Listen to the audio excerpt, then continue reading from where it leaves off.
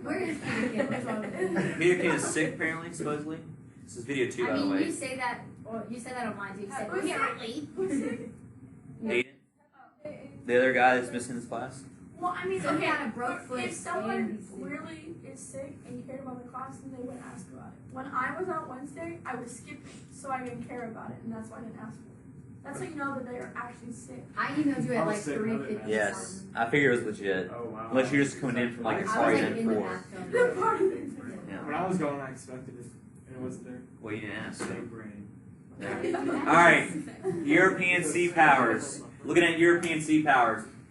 Increasingly, European powers jockey for power over trade between Africa and America. So in the 1700s, European powers are jockeying for more power over Africa and the Americas. Whether the ships were carrying human cargo, raw materials, or finished goods, there was also increase of piracy. Because piracy, while you could capture what they had, it's also, I can also destroy what they have and hurt them too. Right? So, very briefly. Very, very briefly. So whether it was human cargo, raw materials, or finished goods, there was a lot of piracy going on in the 1700s and 1600s too. Because you could either take the stuff away from your rival country, or you could just destroy it and then they don't get it either way. Right? Destroy the gold. Exactly. No one gets it now. So steal it or sink it. Correct. So privateering is where it's government sanctioned, right? So when the government says you can do it, now it's your own government, right? So the British government's like, hey, yeah, you can go attack ships. It's legal under the British government, but obviously it's not legal for anybody else. Did you say earlier, you said piracy, or did you say... I said piracy. Piracy. Okay, piracy is Privateering. not government. Correct. Piracy is like you're doing your own. Okay. Privateering is when the government says you can do it. Well, at least your government says you can do it. Imagine it's just a bunch of frat Right. boys on the sea trying to find the same one girl. Right, correct. Hey, it makes money, right? Come on, bro. Oh, you don't have White Claw? Okay. The original pirates were rappers. That's why they wear sailing shoes. There you go. Whoa. Whoa, it's very deep. He's probably been waiting all year to make that. Wait. Did you say pirates? Anyway, so that's, so privateering becomes more popular by 1700s. That's when, in reality, that's when those movies are set. Like, the Pirates of the Caribbean movies are all like 1700s, so like, this is when it's all happening. Anyway. All right. But Britain and France by far had the biggest rivalries in general. Between 1701 and 1763, this was the biggest European naval rivalry. So between 1701 and 1763, this was Europe's greatest naval rivalry between France and Britain. Well, all those are conflicts that are part of the rivalry, right? So they fought over trade and colonial control all around the world, in the Americas, in the Caribbean, in India, and in Asia, Africa, all over the place. The first conflict that was the War of Spanish Succession, which, remember that Louis XIV wanted to unite the crowns of France and Spain, so Britain formed an alliance with several other countries to stop it from happening. So for about 12 years, Britain and France were fighting each other in this war, and not just on land. Like there's obviously some territorial shifts here, but it's also naval battles too. It ended with the Treaty of Utrecht, which we talked about a while back. So we're looking at now kind of from the colonialist perspective. From the colonialist perspective of the War of Spanish Succession, we know that France didn't combine the crowns, but also France lost territorial claims in the Americas. So one of the other things we didn't really address before was that in the Union of Utrecht was that France lost some colonial claims in North America, like Newfoundland, Nova Scotia, Hudson Bay areas, to the British. That's when the Cajuns started to get kicked out.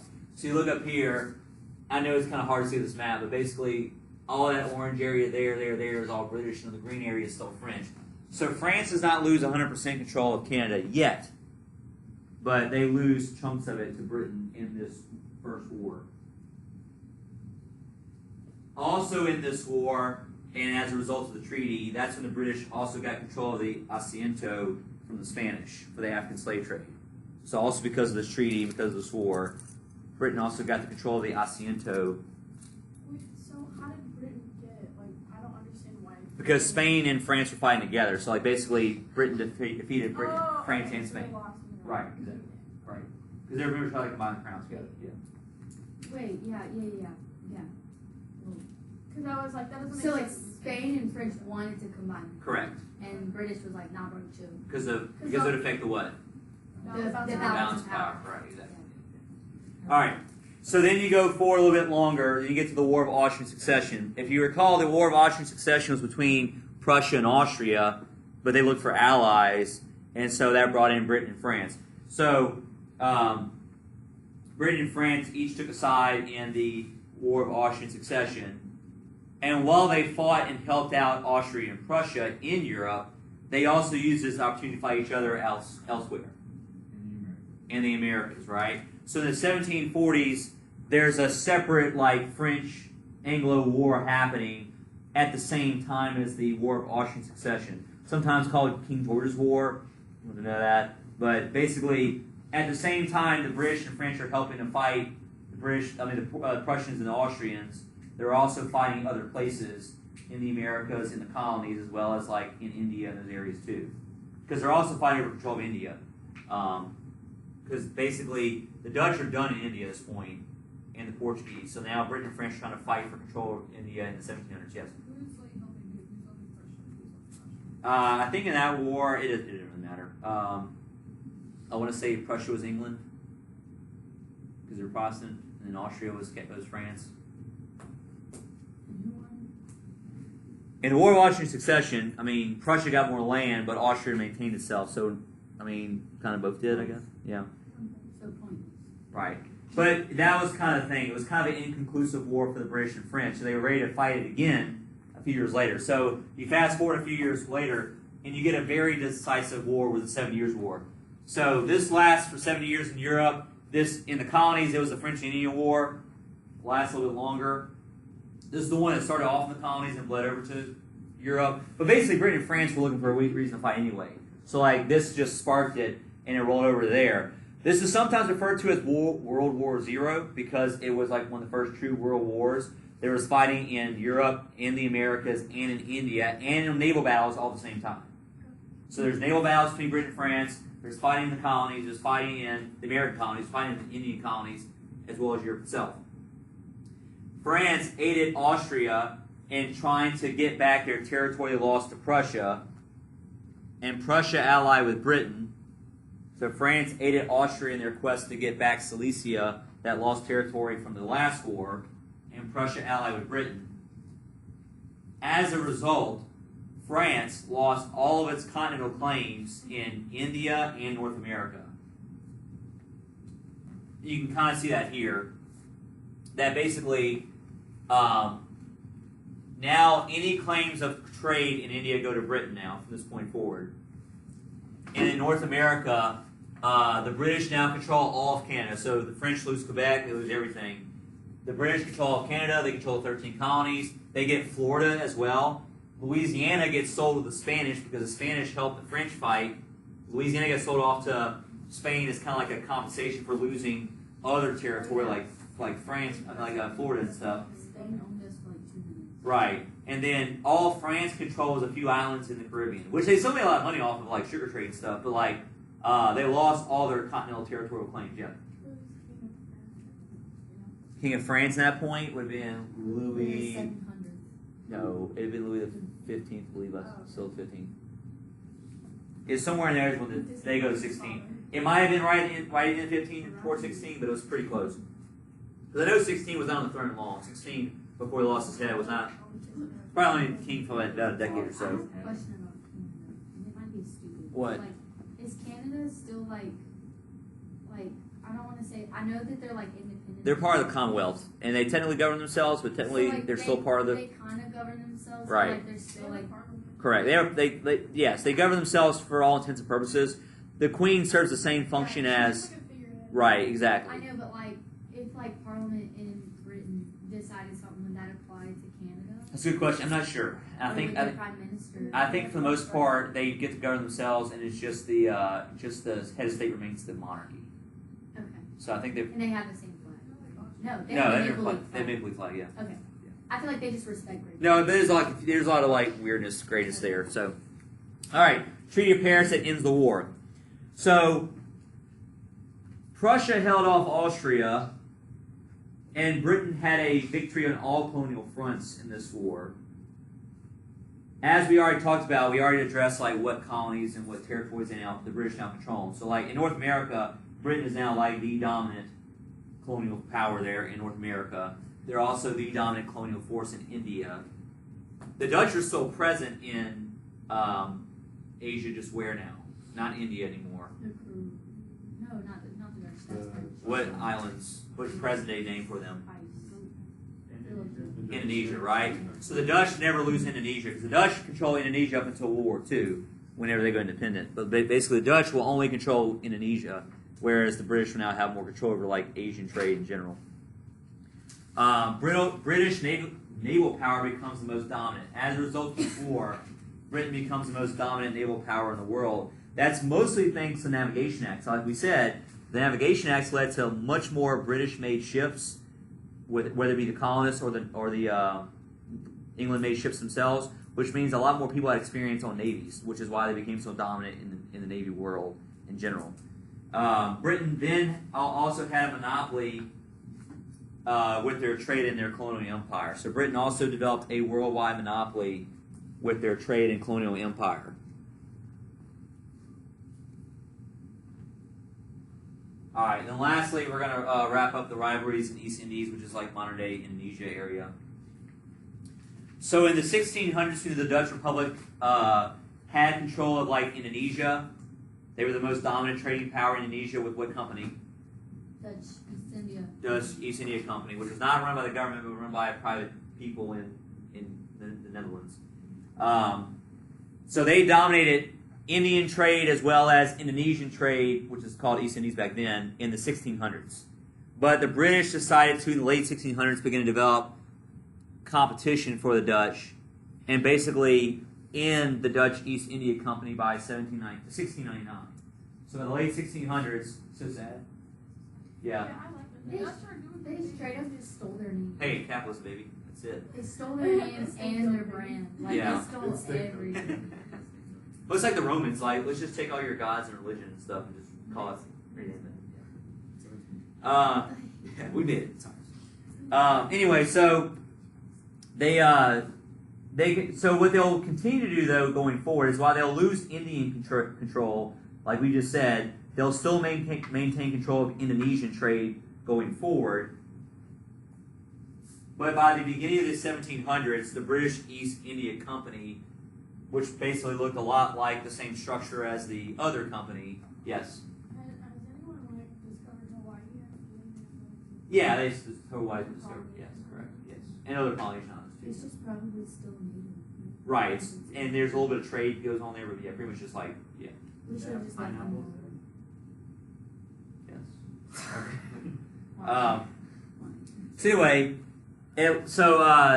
India under the control of the British East India Company. So basically, British East India Company begins to like develop India into a major trading post. It will make it one of the leading producers of textiles and spices. So like they wanted to have trade in India because India itself has been a leading producer of textiles and spices. So, but it's the British company, not the government, that begins to control trade in India.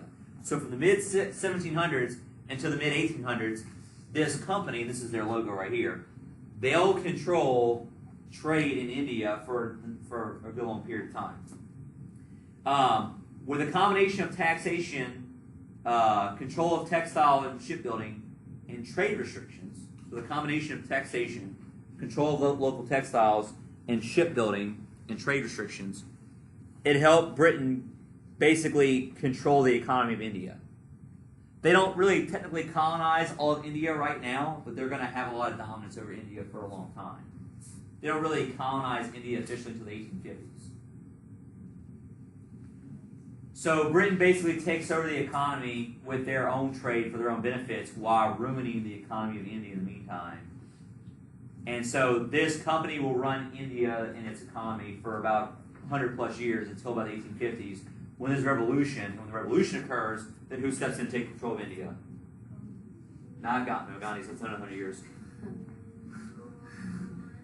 Not the company, but now the actual Yeah. Oh. British government, right? I was gonna say Britain, but it was, Yeah, so the crown takes it over in the 1850s. Okay, so whenever you say that like the Dutch were like in decline during this, does that mean that they were like they weren't like doing terrible, right? Like they were just like They chilling, just- Yeah, they didn't have what they didn't have the oomph anymore. They didn't have the power to go which I challenge think Britain, is fine. Like after a certain amount of time, you're just kind of tired of it, you know. I guess. So it's okay for America. America's just declining and fall behind.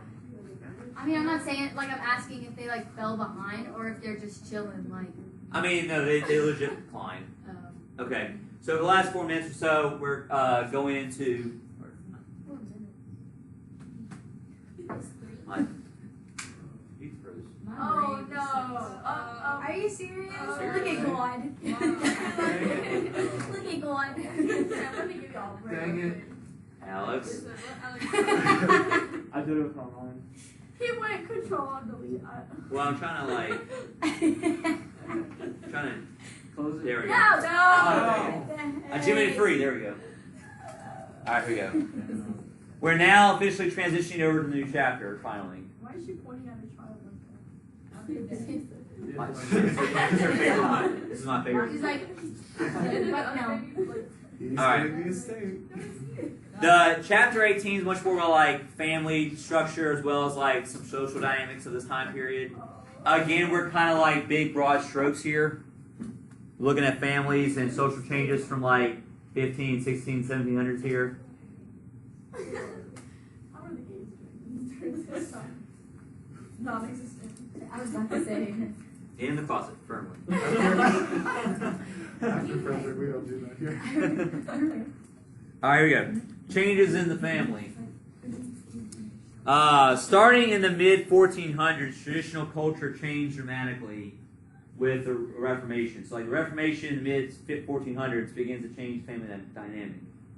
Not just the Reformation, but also natural disasters like the Ice Age and emerging capitalism. So, capitalism, the Reformation, and natural disasters will all over time change the family dynamic in Europe.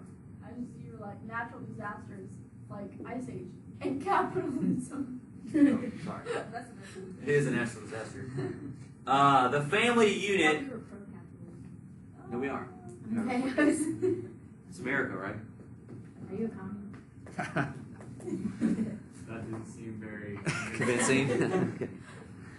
The family unit continued to be crucial to preserving social order, but the role of men and women were changing in the nuclear family. What is a nuclear family? It's like like immediate family. Yeah, mom, dad, and kids, right? Not my favorite. White kids. Yeah, so mom, dad, immediate family, that was nuclear family. So the family unit is going to continue to be very important to the European structure, politics and organization.